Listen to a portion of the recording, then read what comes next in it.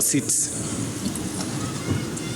Ladies and gentlemen, allow me another moment so that we can celebrate a distinguished Kenyan in our midst,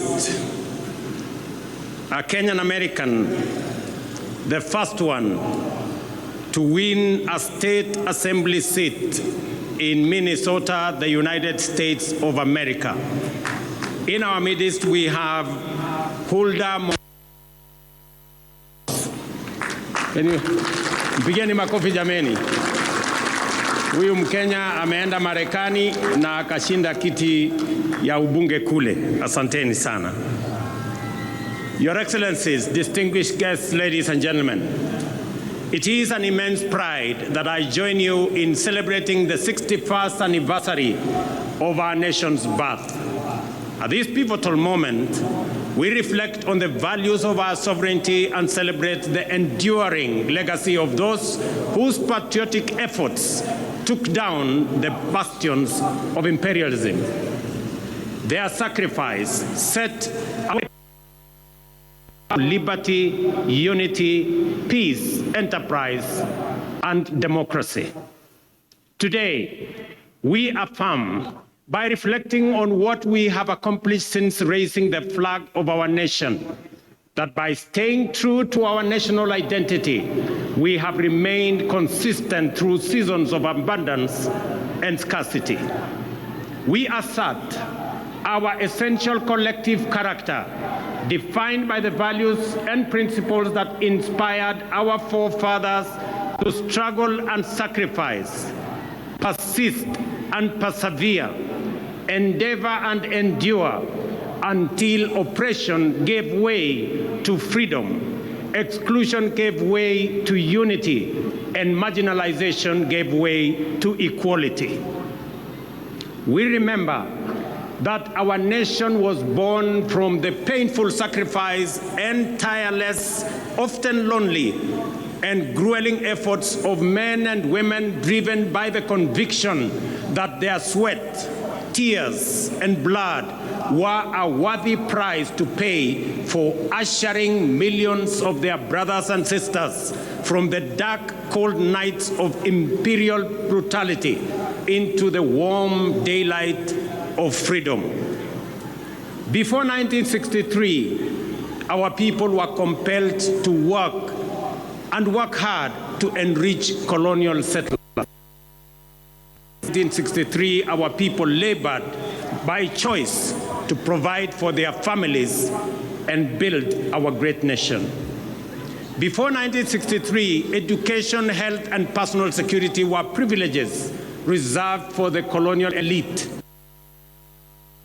In 1963, they became the right of all citizens of our republic. Before 1963, African people existed to be heard. After 1963, we reclaimed our inalienable sovereignty to its fullest extent. The year 1963, therefore, marked Kenya's profound moment of historical change, yet it also represents an equally fundamental moment and defining circumstances. Our horizon was a possibility of opportunity shining brightly. Yet our values, hard work, unity, and determination remained constant. Applied these same principles to build our nation after we liberated it. There is an important point worth emphasizing. In our time, our generation must never focus so much on the present that we forget where we were only 6 decades ago. We must not ignore the fact that our freedom, democracy, and development were achieved through the contributions of millions of determined patriots, nor should we underestimate the time and patience it took for them and for these small progressive efforts to accumulate into an unstoppable momentum towards freedom and nation building.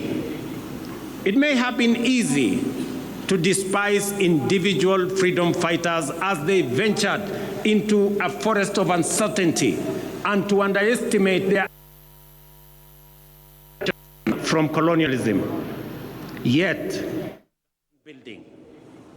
It may have been easy to despise individual freedom fighters as they ventured into a forest of uncertainty and to underestimate their ambition to free Kenya from colonialism.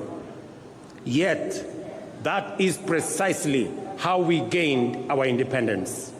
Courage and hard work, determination and patience, and the confidence that we are not alone are always what it takes to make meaningful strides as a nation. Today, I want to encourage my fellow countrymen to keep this perspective in mind. As we aspire for more and better, we must not give way to despair